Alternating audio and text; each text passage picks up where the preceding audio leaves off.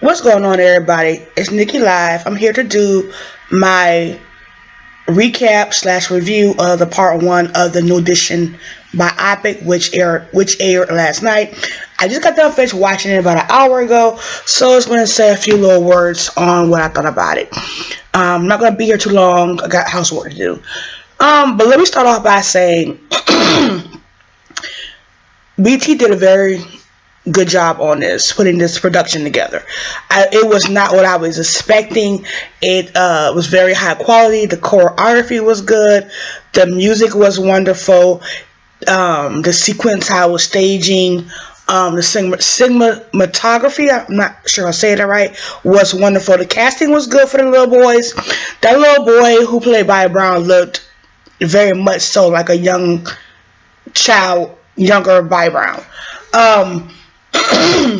Even the way they had the where they were living at the projects, it looked very much so late 70s, early 80s lookish. So with that being said, the writing was on par, the casting, the directing, it was very well put together, and I was very surprised behind that. But that's neither here nor there. I just want to start it off by saying kudos to BT for doing a well-produced biopic. Now,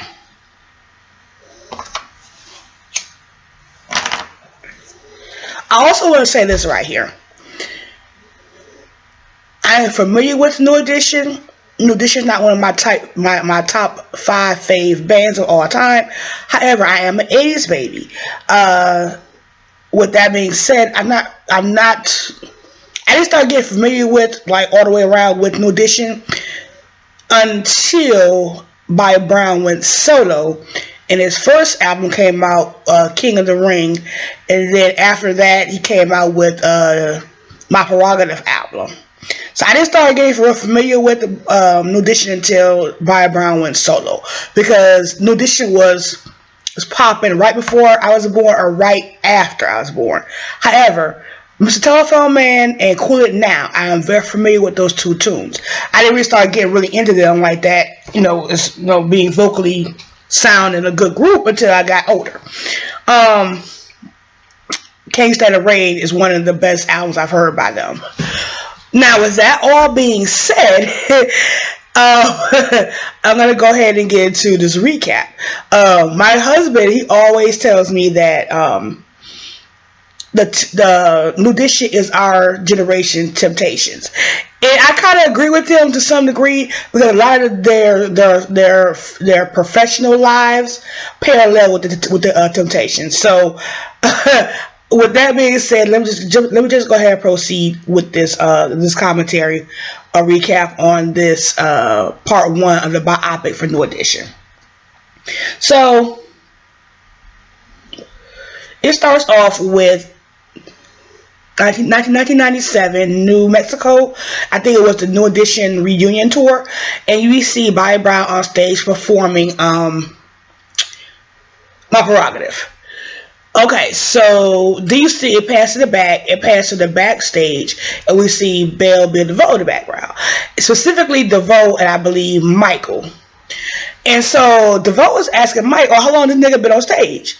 And he's explaining to him about 3 hours. So now by this time, DeVoe is pissed because, he's saying that he took up all the time. It's not going to give us enough time to do our song. We only have enough time probably for our 2 songs, for 2 songs of ours, and for Ralph and Johnny to maybe do 1.5 songs. So he goes up on the stage and basically bum rushes Bobby Brown off the stage. And Bobby Brown catches the hint and gets an attitude and goes off the stage. Now, keep in mind, the people who paid money to see them perform in concert, they have no clue as to what the hell just popped off. They just thinking that everything is part of the show.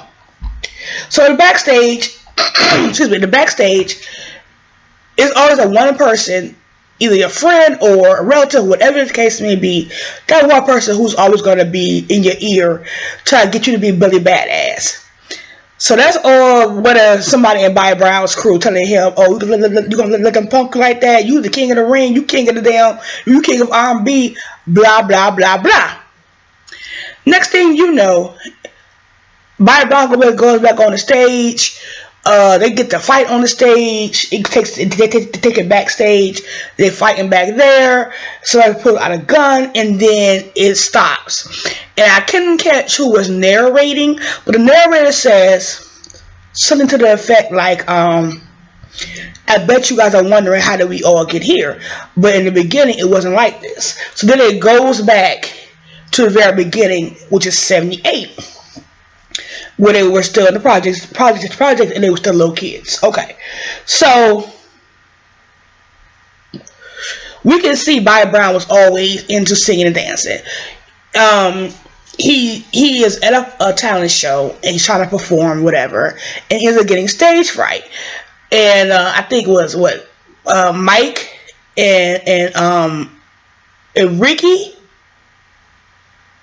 whatever, the two members of BBD was there to see him. So the next day, they come up with the idea that maybe we should start our own group. So this is when we are introduced to Ralph. Cause I think Mike knows Ralph. And so when they go to try to holler at Ralph about getting in the group, this nigga is kung fu fighting. This was like, oh my God, it was too funny. Okay, so we now we're introduced to Ralph, Bobby, Mike, and Ricky. DeVoe doesn't come into the group until after they won their final contest, and they're already getting ready to sign a contract. Okay.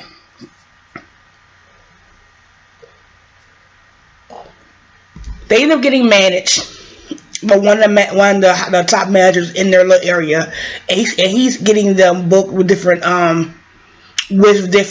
local spots in the area, in their area, and they're getting to be well known. But with that, he's also getting them prepared mentally and physically for what it's going to take to be perfectionist and be professional in this business. So he has them doing push-ups. He has them, doing the choreography, over and over again. He was very. I liked their initial manager. He was very professional, and he was very serious about what he was trying to do with these kids.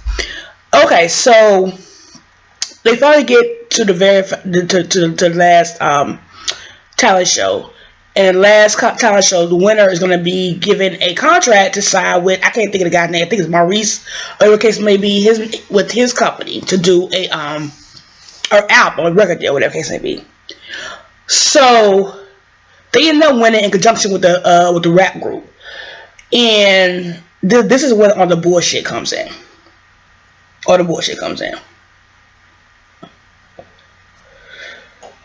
Now, initially, the group was started as no one is above anybody. There's no leaders in this group. We all sing lead.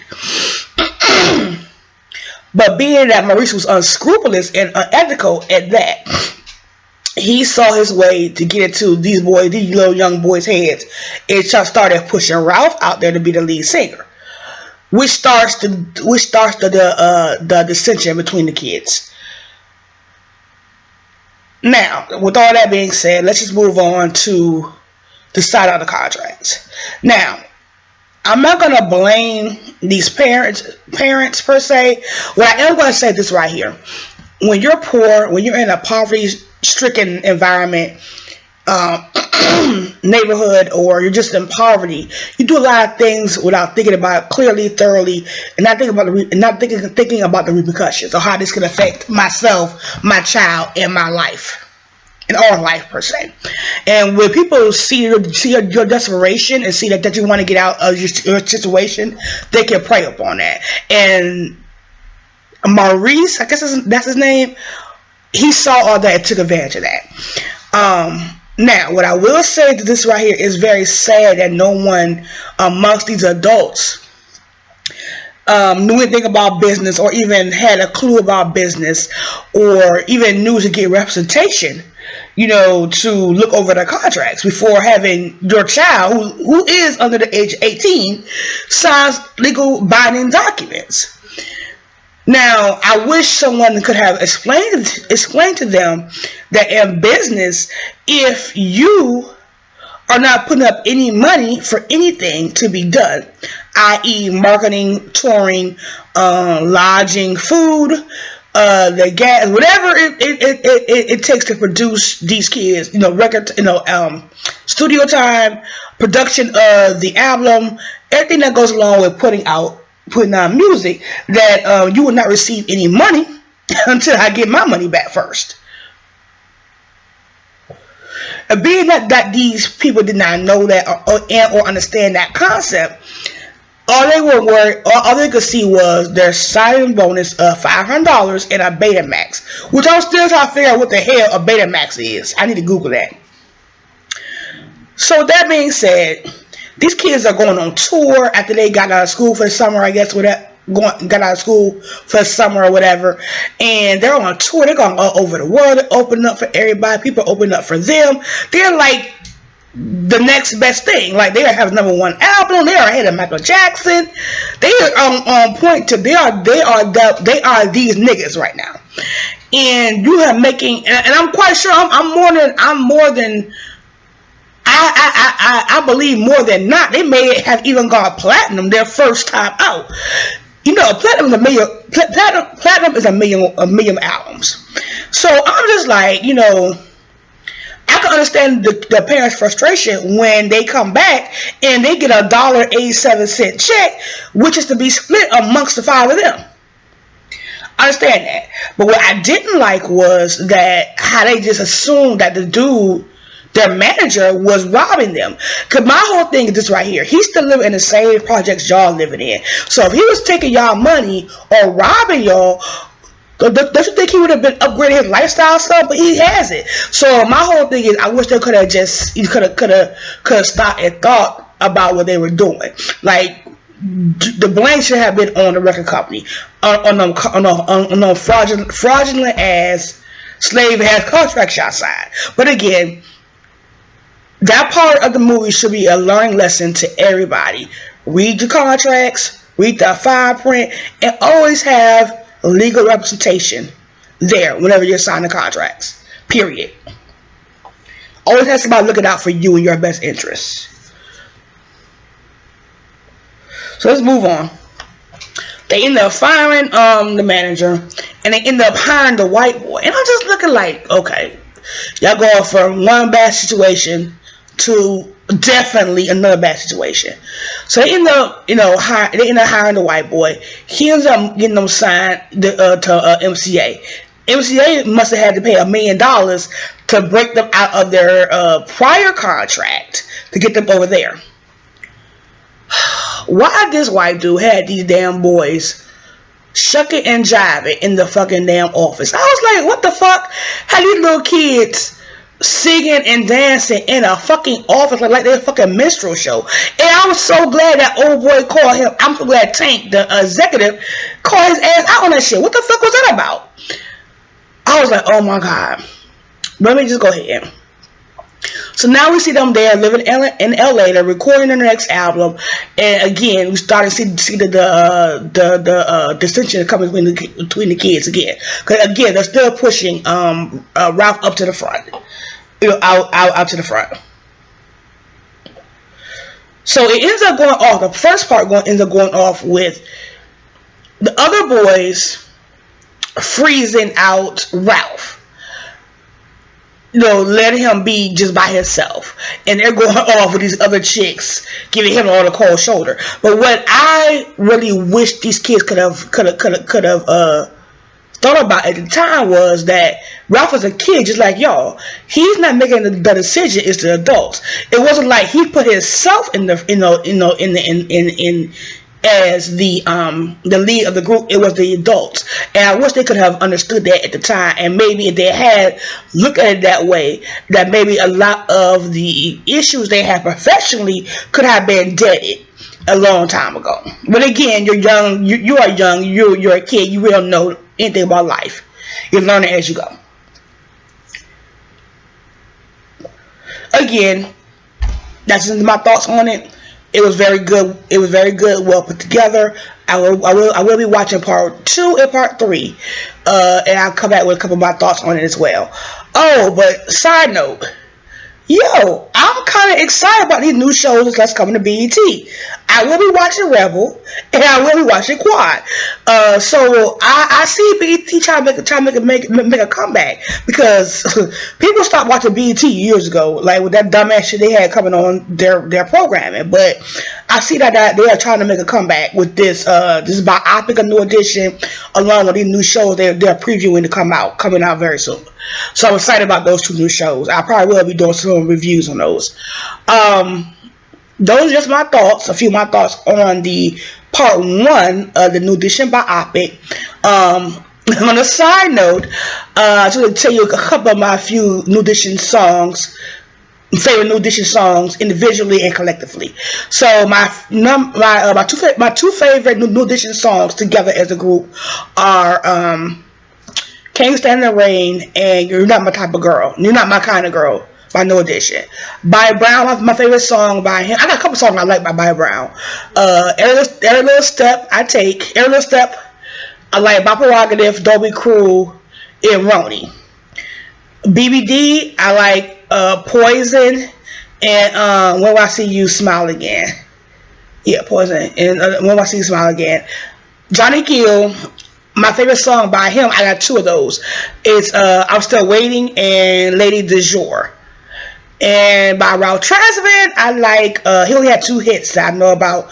And the one I like from him is Sensitivity. So yeah, those are my thoughts on the show. Again, I'll be watching the part 2 and the part 3 and giving my commentary on those two when they come out. So again, enjoy your guys' day. I'm going to do my housework and I'll be back again with later commentary.